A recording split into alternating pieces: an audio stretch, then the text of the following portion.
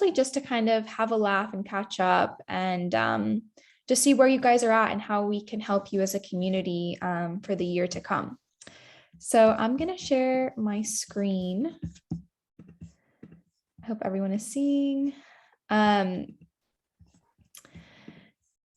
So I'm just going to go ahead and say that you all made it through 2021. I think the past 2 years have been really challenging, not only in school leadership, but just in general for everyone. There's been so many challenges and so many things have been unpredictable. So to be in a position where you're leading a school, you're overseeing staff, parents, and students during such challenging times, you should definitely give yourself a pat on the back for that. I just wanted to give you guys a round of applause and just taking this moment to reflect on all of your accomplishments for this year. So I thought, because this is an open catch up, it would be great to just rewind and reflect on this past year in Montessori leadership. So I put together some conversation starters, and feel free to unmute yourselves or just put in the chat if you have any responses to this, so we can kind of catch up and find support amongst one another. This is a safe space. It's only Montessori school leaders, heads of schools, administrators, heads of departments. So it's a parent-free zone.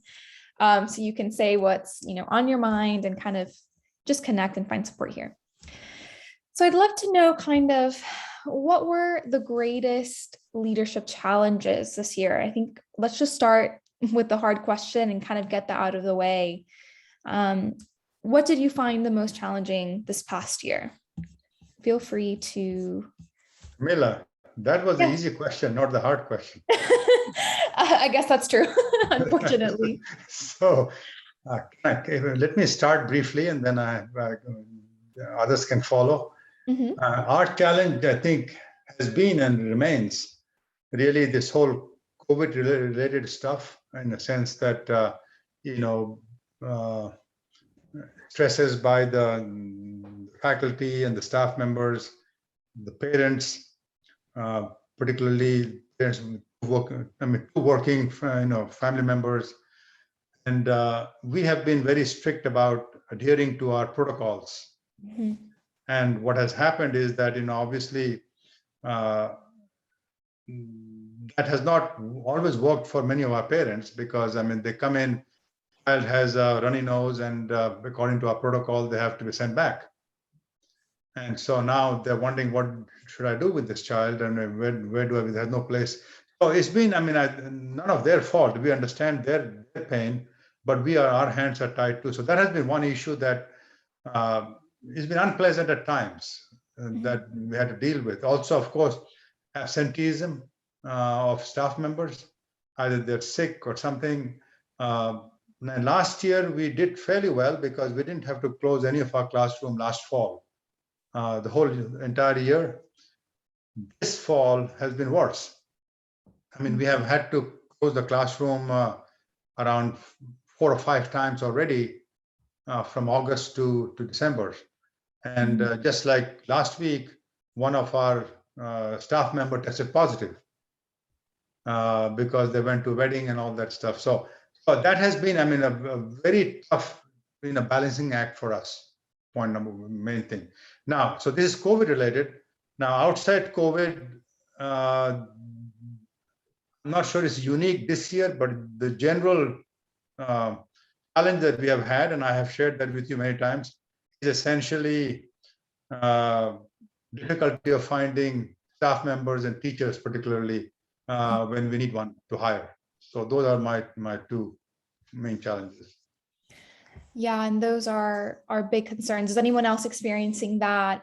Staff shortages maybe, or just difficulty recruiting, and then challenges with COVID, of course. I think especially now there's kind of an uptick in COVID cases. It's been a little bit turbulent throughout the year. And of course, there are protocols that sometimes parents can get upset about, or just maybe not get upset about, but maybe just it doesn't work into their plans. So then they get frustrated. Is anyone else experiencing that or has experienced that this year? And kind of what have you done to offset this challenge and kind of try to maneuver it? I know it's a difficult one. Well, I'm new to the school. I've been at the Montessori Country School since August.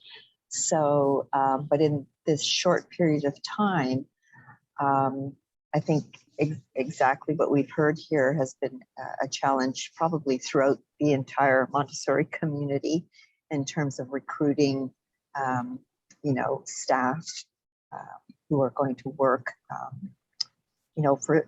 they're fearful for their own health, obviously being around children who seem to be the ones that as soon as you see a runny nose and coughing, right away, this fear sort of builds up, even though for decades we've known that children and adults alike get sick around this time of year with a common cold, right? So trying to decipher the difference between common cold and COVID has been a bit of a challenge for sure. So we certainly all have been feeling that.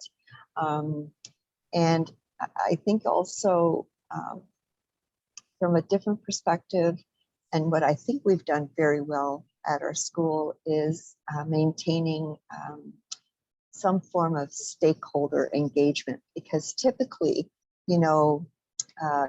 pre-COVID days, we were able to have parents come in, volunteer, there'd be a lot more community events happening within the school environment. And this is just from experience from having worked in other schools. And so I'm finding that here, we use a tool that allows parents to get a good insight of what is happening within the classroom environment. So they're seeing their children at work through photos that are being delivered daily, through captions from teachers. So there's sort of a constant, not necessarily communication because they're not talking to each other, but parents have the accessibility of clicking in onto the tool that we're using, which is Transparent Classroom, and they can actually see, photographs of the children at work, so their own children, and that's a pretty good thing, as far as I'm concerned. That is new to me, and yet has been a great way of maintaining some form of stakeholder engagement, right? So they're still seeing what's happening within the school and the classroom. That's a really great point. I think if anything, we've kind of been forced to look at new solutions, and technology has played such a big part in it. And because it's been so accessible for families to just go online or download an app, it's a kind of easier for them to get connected, even if they lead busy lives and careers. So that's a good takeaway, I think, a good way to look at overcoming the challenges. All right, I'm going to move on to the next conversation starter here. And I guess just this kind of, oh yeah, go back, Heidi. I was just going to quickly add that I think my read of the staff is different this year. That I think last year staff had more of a, it was an emergency, right? And you get that a kick of adrenaline that's going to get you through. I'm on a webinar. I'm not talking to you. I'm sorry. You get that kick of adrenaline that gets you through tough times, right? And this year, I think there's a kind of fatigue that set in. It's still just as difficult as Wally said, but there's a sort of exhaustion that comes with it. A lot of people haven't gotten their summers off in a couple of years now, and it's just catching up. It's the burnout is setting in, and it's almost frustration. It's like, when is this going to end? And unfortunately, there is no end in sight. Is anyone experiencing like staff who are just kind of getting really frustrated with the restrictions? And, at first it made sense because people may have underestimated how long we would be in this. And now it's just dragging out. It's getting in the way of some of the Montessori teachings and things like that, and teachers aren't necessarily able to have classrooms the way that they used to at one point, depending on the restrictions you have. It's all, it is a challenge. Wally, I found it interesting that you said you had it was worse this past fall than last fall. And, you know, I find that too, just in everyday life, that people they're just done with it. And they're no longer taking the precautions. Like you said, Heidi, I mean, initially it was like oh, we really have to do all of this. And now people are just so done with it all that they're not taking those precautions anymore. And I think we're seeing that the repercussions of that. I know I'm in New Hampshire, which has had the worst rates of infection in the country. It's worse now than it's ever been in New Hampshire in the entire pandemic. It's worse now than it was a year ago or whatever.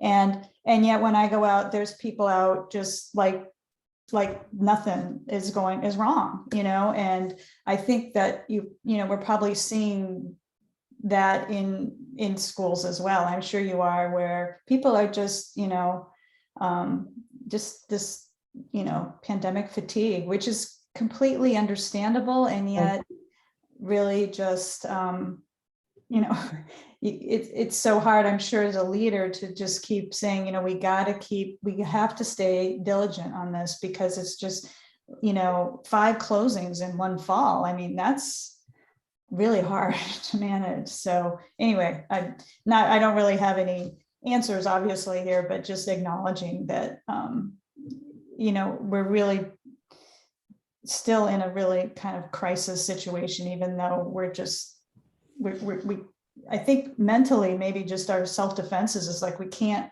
maintain that level of diligence, right? Right. We're just so wanting to get back to normal life. Yeah, I was just going to add to that. I think it does have, it's not so much that people are not doing due diligence anymore. It's true, they are just tired.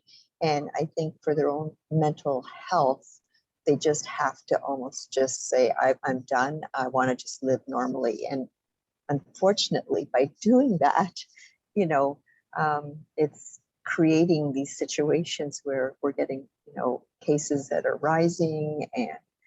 But it's like, I don't like to use the word they don't care, because I don't believe that that is the case. I think they truly do care, but there isn't enough left in them, you know, to really care about, you know, like they're just, I don't know if I'm making enough sense here, but they're just, they're at their wits' end.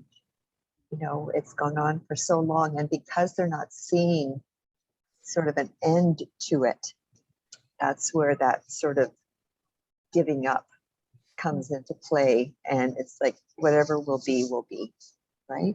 And I'm not saying it's the right thing, nor am I saying it's the wrong thing. It's just what is, you know, it's a product of what's been going on for the past 2 years. And it's affecting the workplace, the home place, the individual.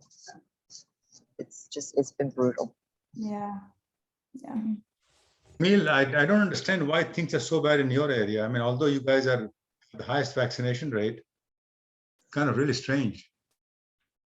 Yeah, it's happening here too, and a lot of people are vaccinated. I'm in the UK, but yeah, today, this past, I think it was yesterday, was the highest ever recording of coronavirus throughout the whole pandemic. So I don't know if Wow. it's happening in several areas now.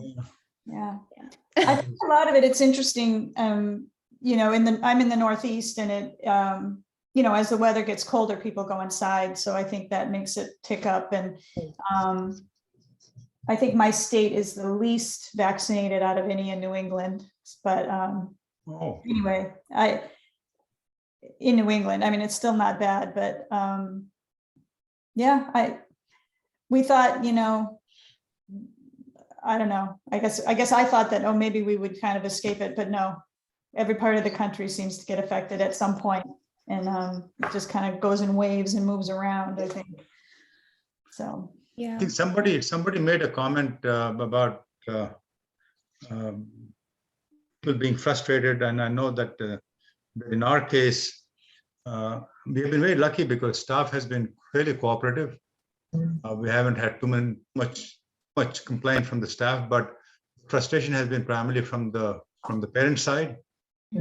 But at the same time, we feel very lucky that anger has been fairly controlled. If you guys have watched the videos of the public schools, Oh, where they have the mask requirement, I mean, that's scary. yes. It's really scary. So I mean, compared to that, I mean, you're in great shape, Right. but nonetheless.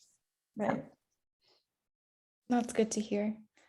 I guess that kind of leads us into what kind of accomplishments, from such a challenging year, what accomplishments are you most proud of? Are there any things that you found solutions for that really worked?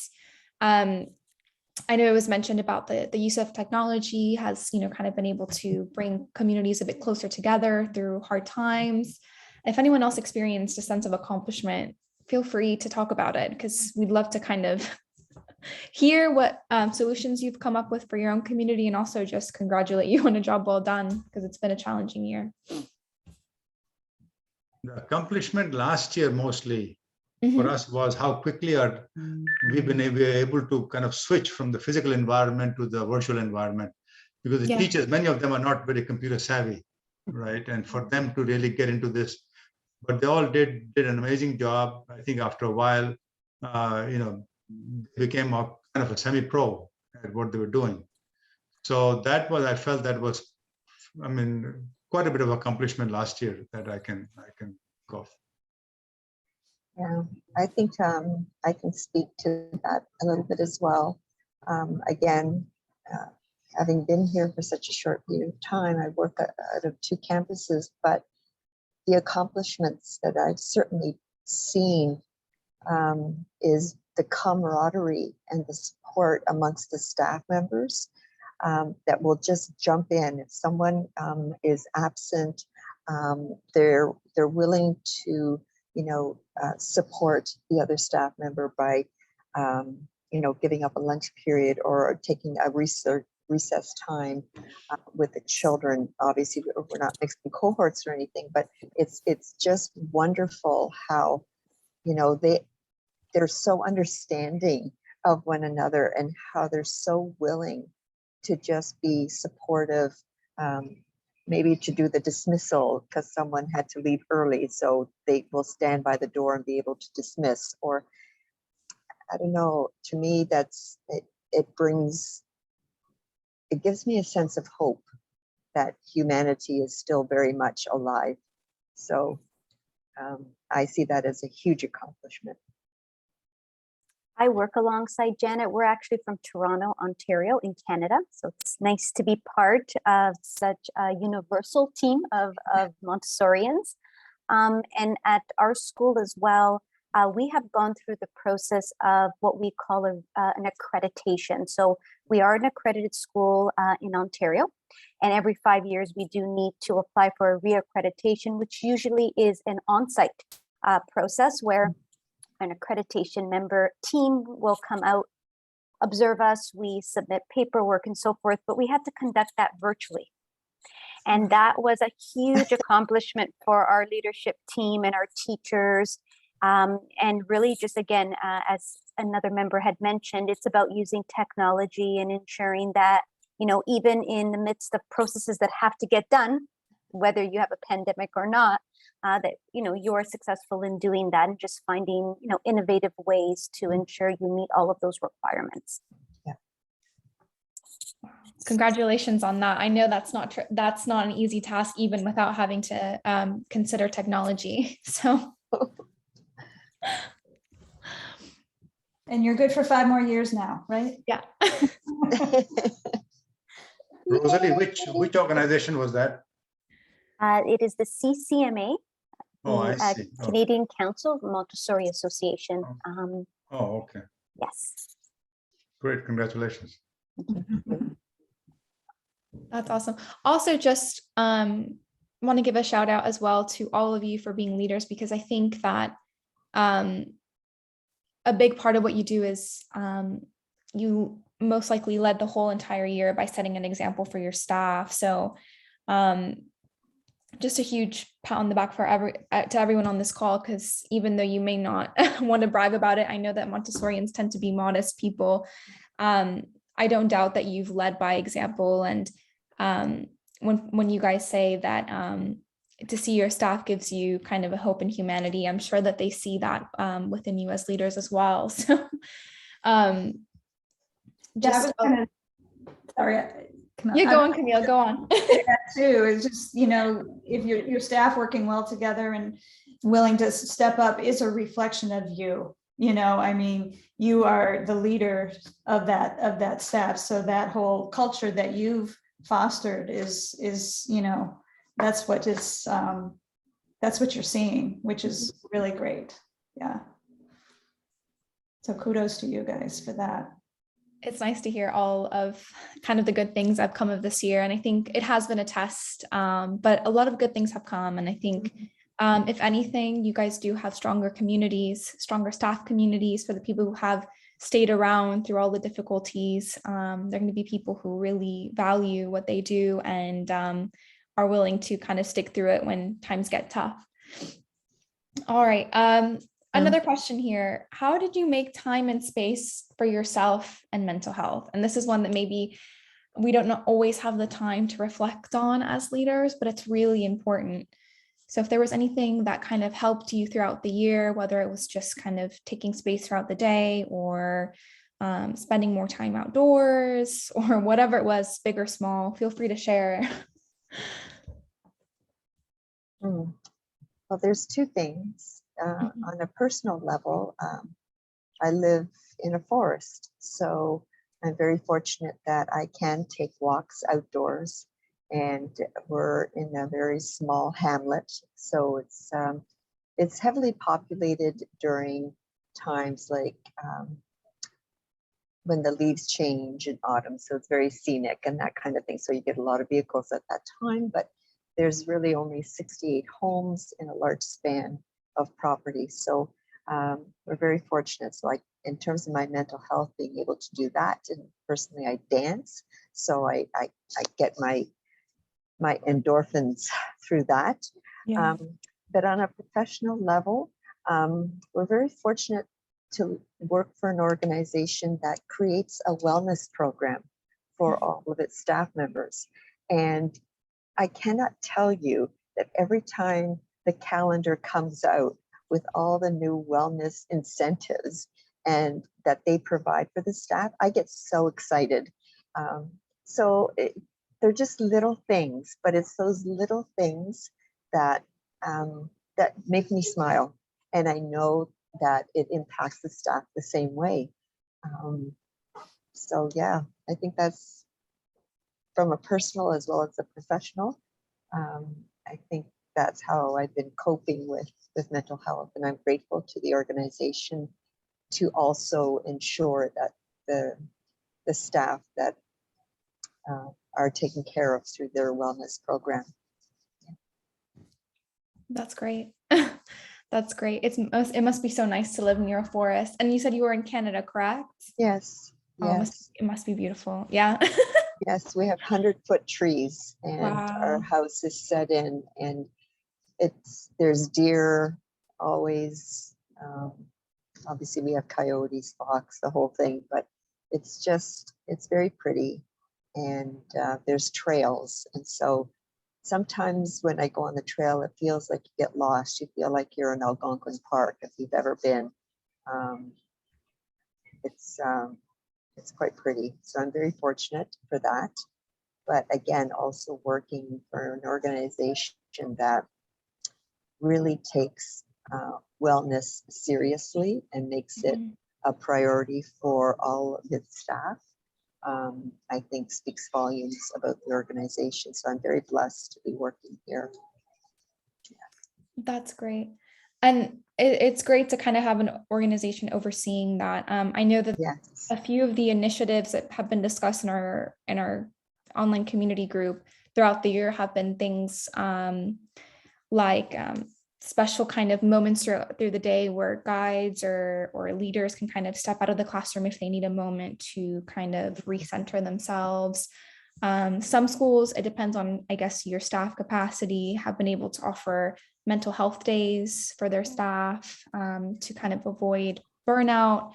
But those are just some suggestions I've been hearing the other schools are doing out there. if anyone else has done those and has kind of seen a positive result, it'd be great to hear. I feel like this is something I did not do well.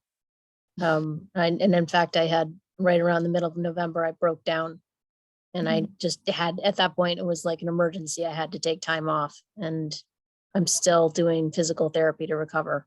And, you know, I look at this and I say, it's hard, right? Everything feels important. Everything feels urgent. You know, I'm trying to delegate as much as I can.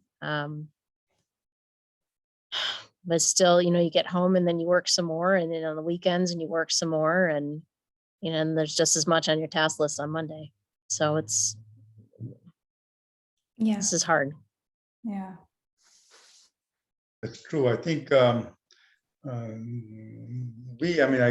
like Heidi, I think we were not in similar shape, not doing very well. I mean, although no catastrophe occurred, but the problem is that my wife has CNN on all the time at home. So you come and listen to CNN or MSNBC or these news channels. There's always, you know, the sense of misery and problems. I mean, it's magnified 10 times. And that doesn't help either. Mhm. I read an interesting thing recently. I'm trying to remember where now, but it said that one of the most effective things to bring down your blood pressure is to read a magazine article. That they did this, like, you know, having people do different activities, but actually people who tried to just watch traffic or let their mind go blank struggled with it. You almost have to have something that to focus on, but they were very clear. They were clear about it can't be something that will trigger you, right? So if you're you're taking your mental health break by going and, you know, looking at articles that are going to be divisive or political, then that's not helping you at all. But I've been trying to think about that as just those, you know, maybe I don't need to take huge amounts of time off, but maybe I do need to build in like 5 minutes or 10 minutes, get up, go outside, walk, you know, and then come back, right? Yeah. Yeah.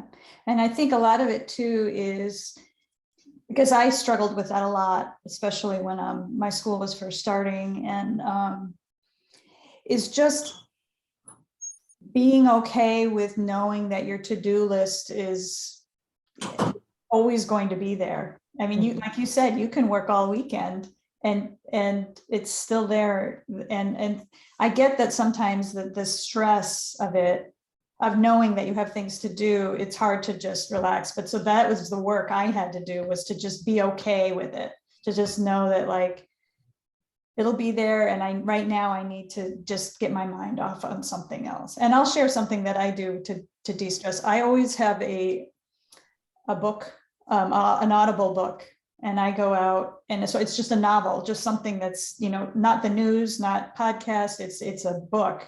And I'll go out and walk or run and just listen. And it's not that long, but it's just very refreshing to, like you say, Heidi, if you can just kind of, the world just kind of goes away, right? When you get lost in a story. I mean,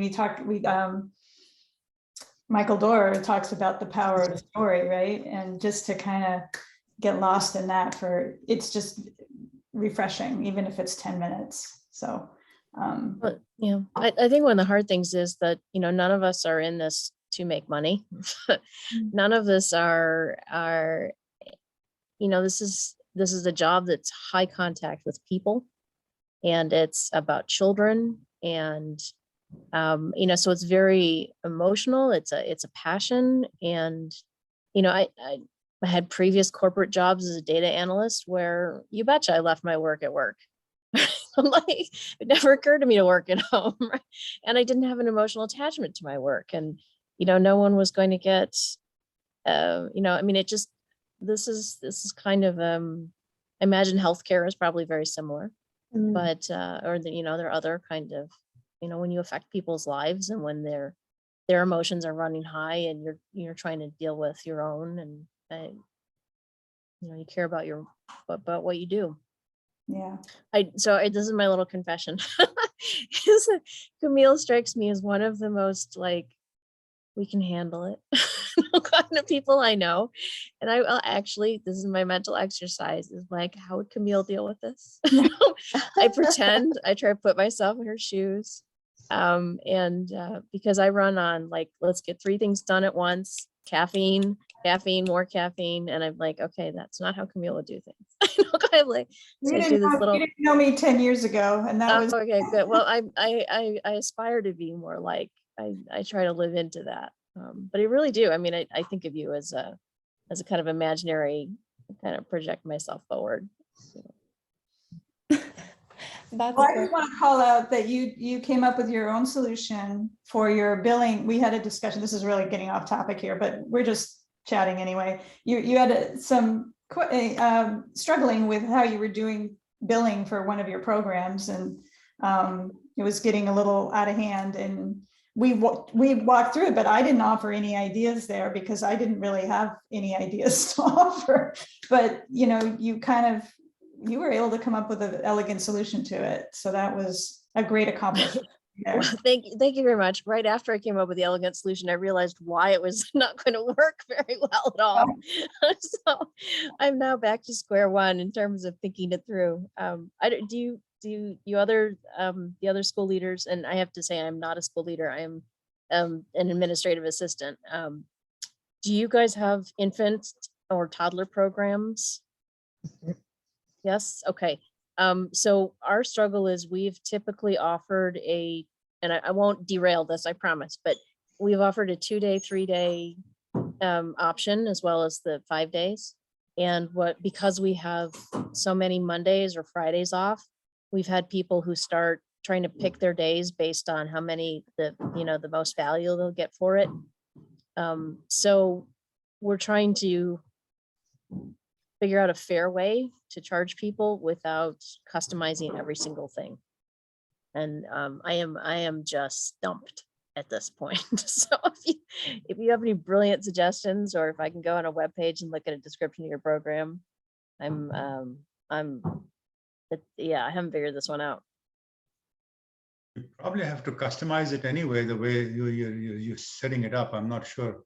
And I had to do the same thing in terms of when we closed our classroom.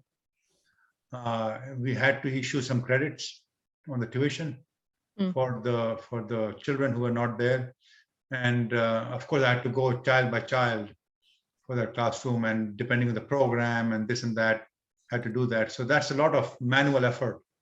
Yes. Which I guess there's no easy way to avoid that.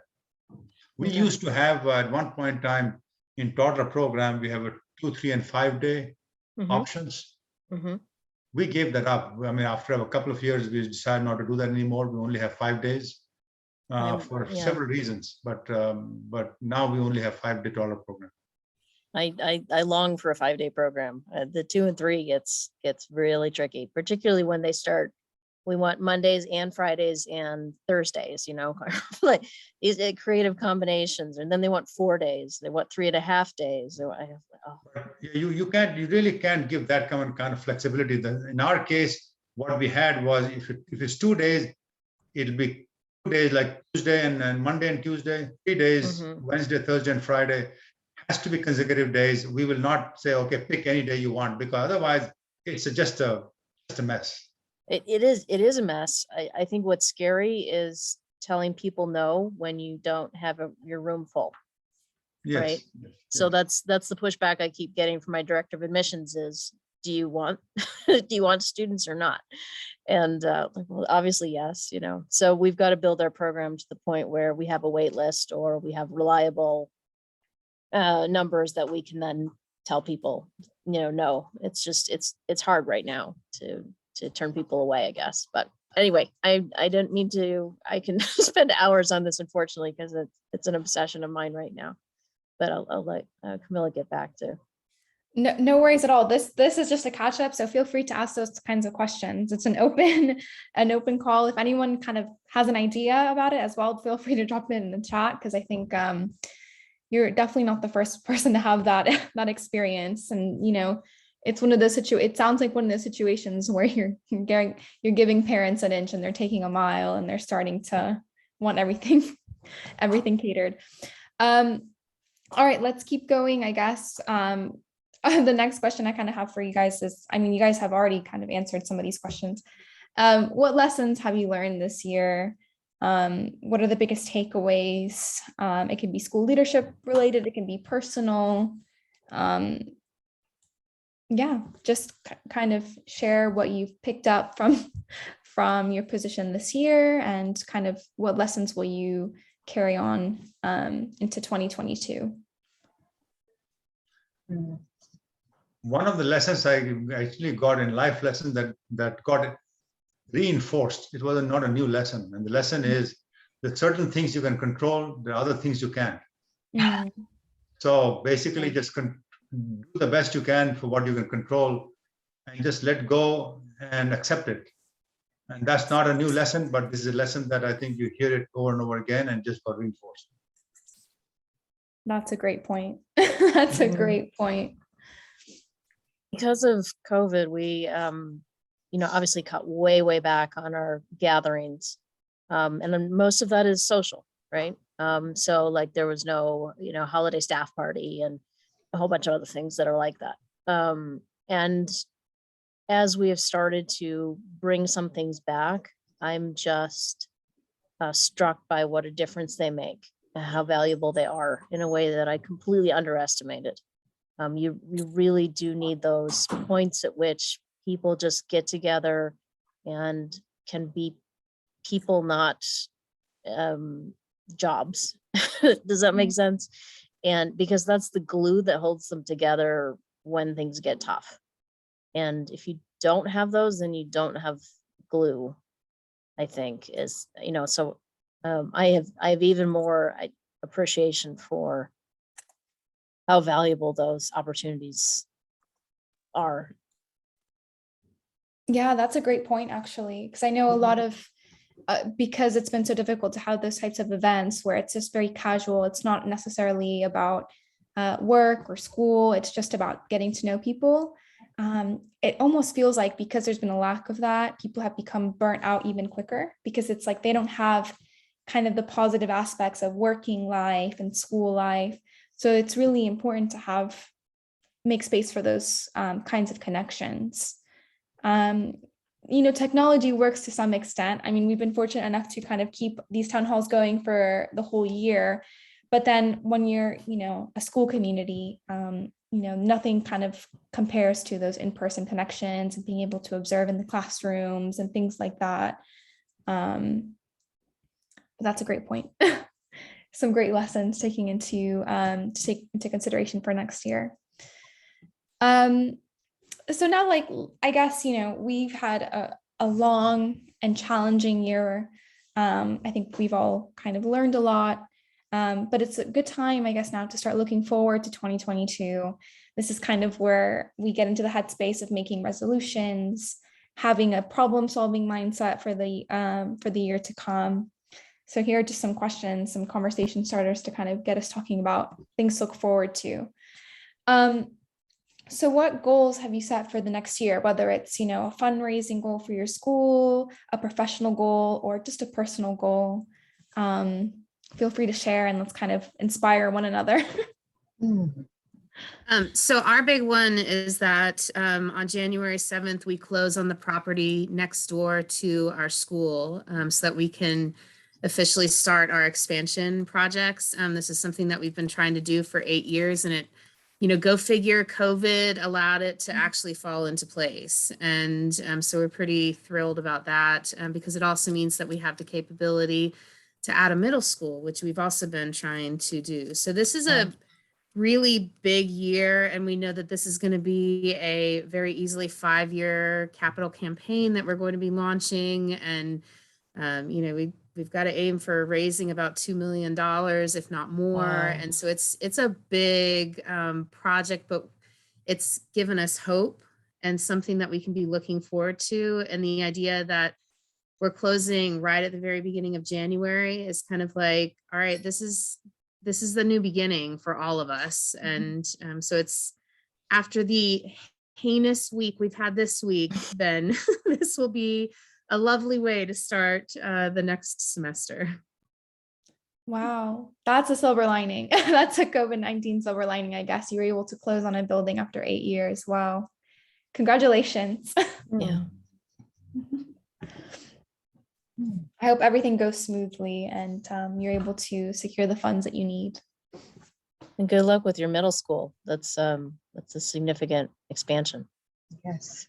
Yeah, thanks to Nito for like these amazing websites that they're helping us create. Oh, that's great. I was on a webinar last night with some other Montessori people and they were like, oh, your website. And I was so close to being like, yeah, thanks. It's Nito. They did all the work. I mean, like, I really don't feel like I take credit for this anymore. You guys have done so much of it. We have a middle school program, but we're one foot in the other about, do we start a high school? And that's a different Ball of wax.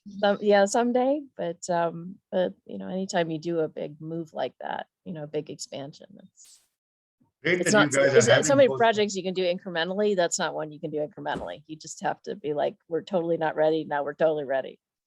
It's amazing that you guys are looking into middle school and high school. I mean, we are still struggling in terms of having healthy enrollment for our upper elementary. We are in a good school district, but it's been always a challenge. I mean, we can't even think of middle school at the moment. I think one of our neighboring MI school here has a middle school, middle school classroom which has 4 kids only, Mm. which is a very small number. So congratulations to you guys that you're making headway in that direction. Well, it helps that our school has been around for 40 plus years. I think Yes. that's part of it. Yes. I will say our middle school program is, I mean, this year we have 16 kids, which is Mm. not very much. I've looked at various strategies for trying to build our elementary, and I've concluded that what I want to do is try to make our early childhood primary program really robust, Mm. and kind of grow them up, because trying to take them in later on is really tough. So I think it's right now we have 4 EC classrooms, but really 3.5 by enrollment, and I'm trying to get 4 strong classes to feed 3 LE classes to feed 2 UE classes to feed 1 middle school.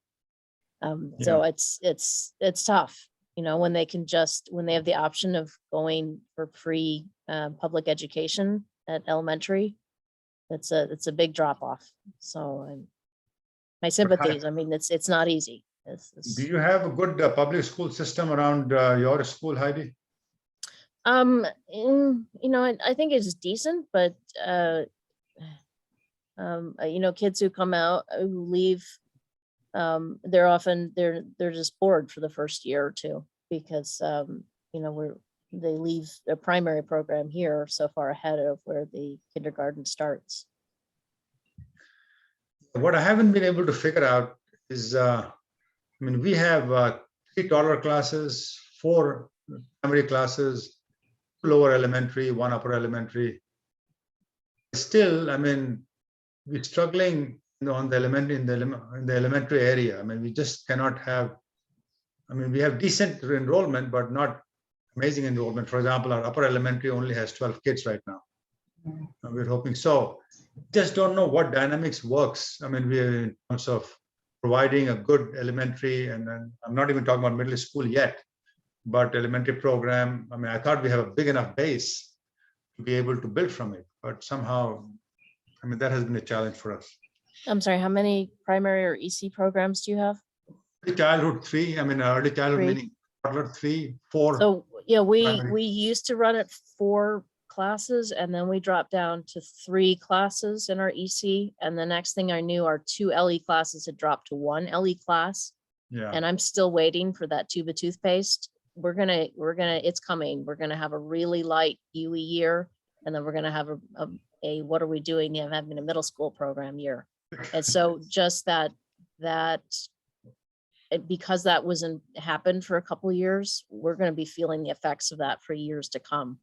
So I just threw everything I had into getting this 4th class going. I look at Matt Hillis's school and the Bergamo, and the way they do it is, you know, correct me if I'm wrong, Camille and Camilla, I think you guys know more, but they have feeder schools, right? They have toddler and primary programs in separate buildings that then feed one main elementary.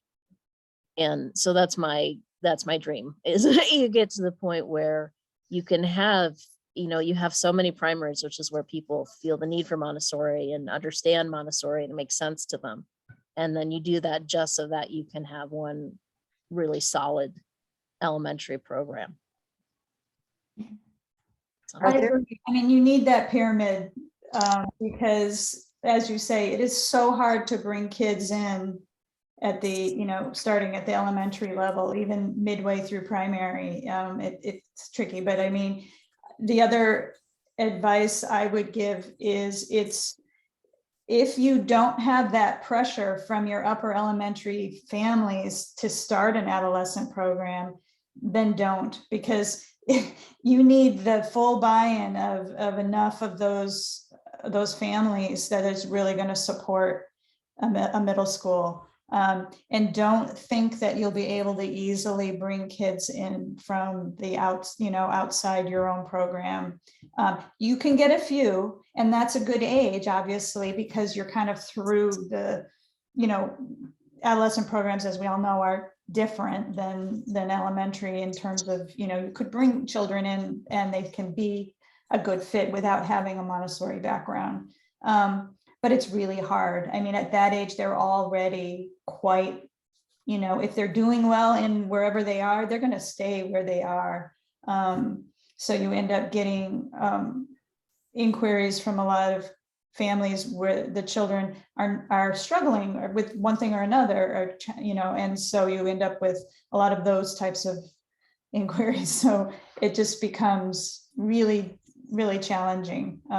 So that's always my advice when you actually starting any program, but especially a middle school program, and don't call it an adolescent program to the outside world, because Junior high. they have no idea higher what that middle means. school, Yeah. if you Google adolescent program, and you end up with like rehab programs. Yeah. Yeah.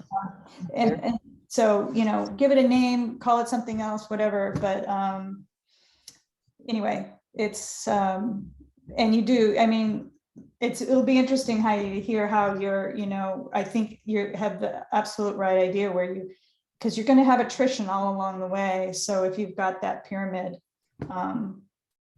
Also, if you have a strong teacher who is in your elementary program, who has been with you for a long time and who has buy-in, and you can consider moving them up into a junior high capacity, you're more likely to maybe get retention because they already have buy-in with that particular teacher.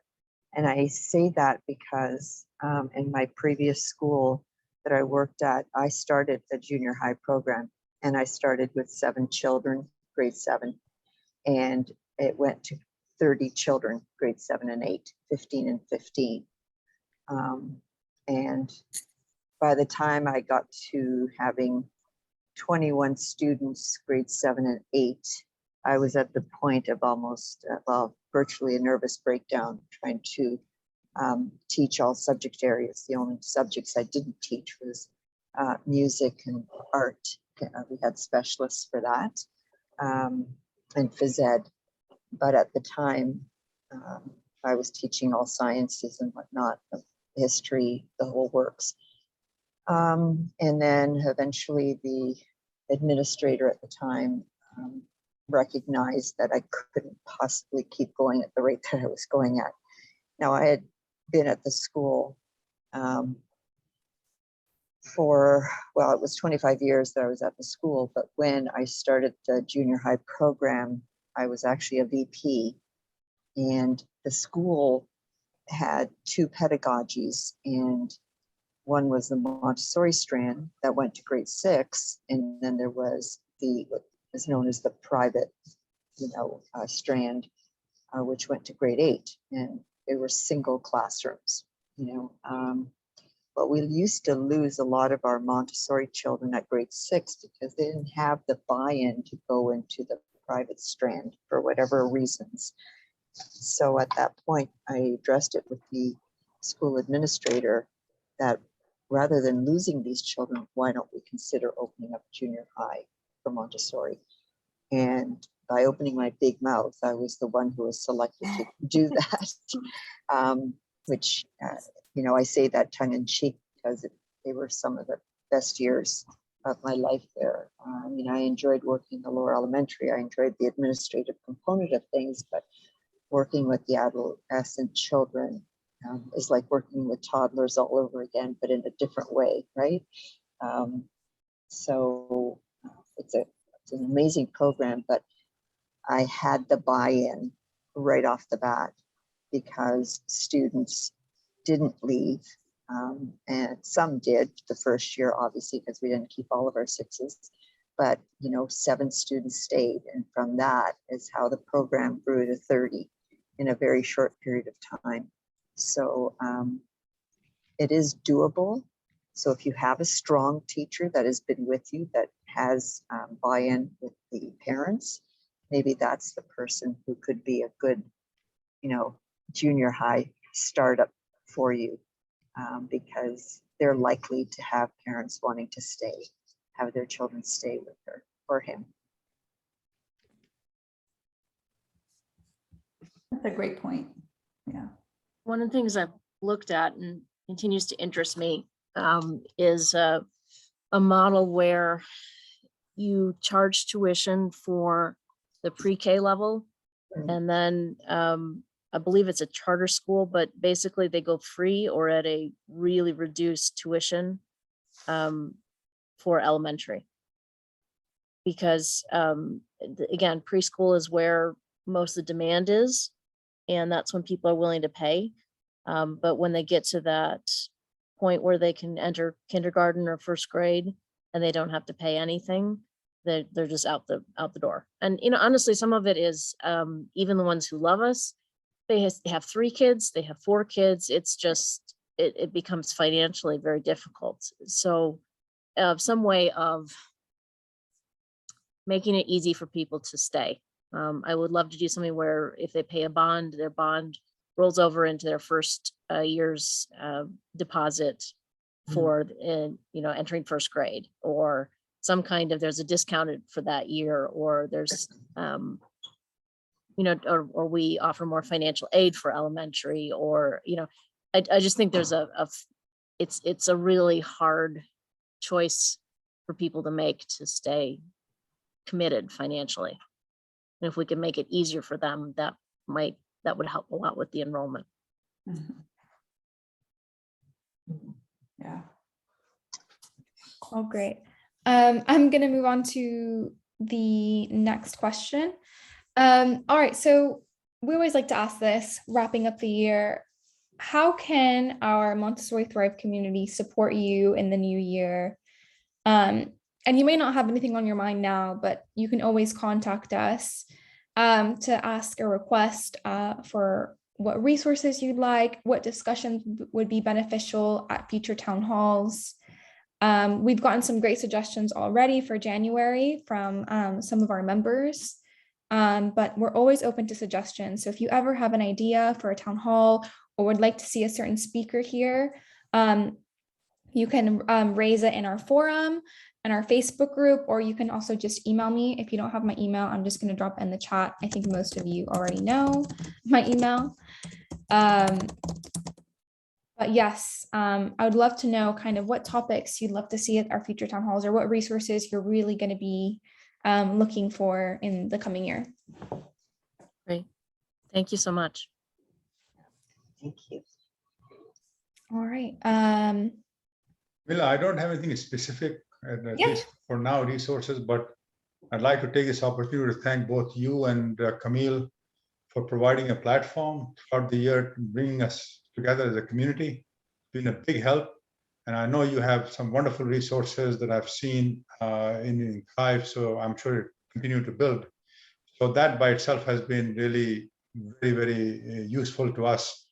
And we'll continue to provide any other issues that we know of where we need some help. And we can come together as a group and discuss it. So thank you again. I know, week after week after week, it's not easy for you guys to do that. It's a lot of work, but it's greatly appreciated. Oh, thank you all. It's great to hear that. And we've gotten some great resources from Crabapple Montessori that are in our collection as well. So you've helped us grow. So thank you as well. And thank you for coming to our town halls. It's always great to hear your firsthand experiences, and it helps us kind of navigate our conversations better and provide better resources. But yeah, we're planning on continuing our town halls next year. As I said, it'll take place same time, same day. And we're always open to suggestions. Whatever you guys want to hear, I will try to find a speaker. I will try to find an expert on, so you can use this space to ask questions and find support. With that said, do you have any concerns for the year to come? Is there anything that you're anticipating that maybe makes you a little bit anxious, or that you're not sure how you're going to navigate quite yet? Is there anything you're maybe not looking forward to as much as other things? Yes, the Omicron virus. Yeah. That's the number one. As if we got through a year and a half, almost 2 years of this, and now it's a completely different variant again. Oh goodness. Yeah. Camilla, can I throw out a couple things I'm interested in? One is trying to build an alumni base, reach out to alumni. Mhm. What do I have of value to offer to alumni? I'd like to stay more connected with them, but how many people get sentimental about their grade school? We're not a college, we're not even a high school. People don't normally have reunions with their 8th grade, graduating class, right? So I'm trying to think about alumni development from a grade school point of view. And then the second thing I recently ran across, I ordered the book, but I haven't read it yet, was a book called Positive Confrontation or something like that. Someone else used the phrase courageous conversations. But kind of how to have those oneself, how to facilitate them among staff members. I know it's just partly that's just personal growth for me, that I would like to get better at those kinds of skills. I really appreciated, Camille, you did a presentation earlier about fundraising. I used a lot of those ideas. I still have a hit list of ideas to work through. The board presentation was very helpful, really timely. So that's just great. I mean, often you guys have put out the information and it's a matter of, I need time and other people with me to, put things into action, but you guys have laid out the roadmaps already. So that's just hugely helpful. I love both of those ideas as well. I think we haven't really touched, we haven't had a specific town hall yet on how you can build an alumni base. And I'm thinking that would make a great conversation. I'll definitely add that to the calendar for 2022, as well as, confrontational conversations, which unfortunately every leader has had to have at least once.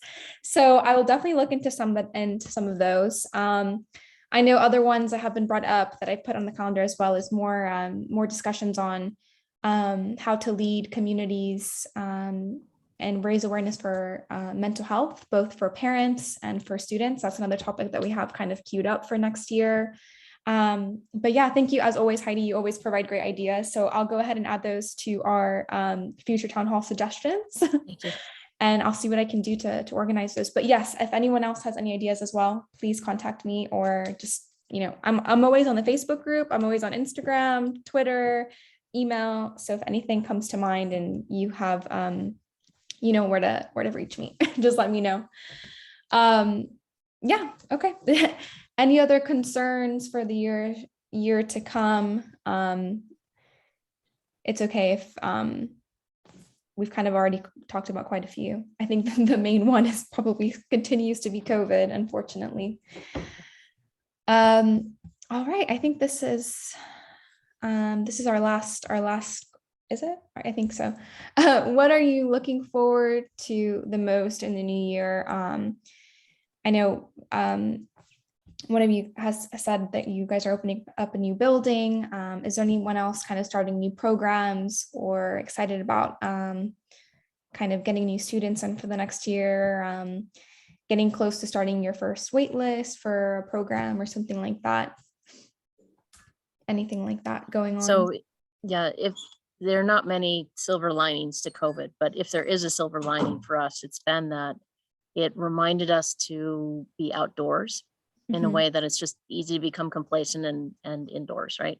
And so there was a big push around, we got to get everybody out, fresh air and ventilation and everything else like that, right? So one of the things I'm most excited about that we did this past year was we expanded our early childhood classrooms. They always had a patio, but we got the fencing so that they could safely go out, and the teachers worked hard over the summer to really extend their classrooms. So granted, it depends on the weather, but they have shelves and materials, and a lot of the water work is now outside, and they can leave the door open and the kids can kind of flow inside outside. It's just one thing is the classroom, right?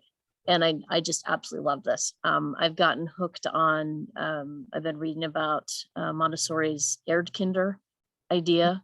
And so I'm working on a grant now for a greenhouse. And what I'm absolutely wild about is I want to get everybody in the school involved in growing vegetables, herbs, flowers, that then we could extend into a summer program and really do a summer program that's kind of an ecology or agriculture sort of focus, where we could set up, we could go at our local farmers markets and sell the vegetables and you know, flowers and things we've been growing, and it could be the upper elementary and middle school students who are selling them, which I think would be just such an amazing way to be out in the community, but also to give the kids the experience of, you know, interacting with others, customers, and value of money, and you know, kind of selling something that they grew themselves. And so you know, I don't know, it may be too ambitious for this summer, No, but that's it's something definitely that is just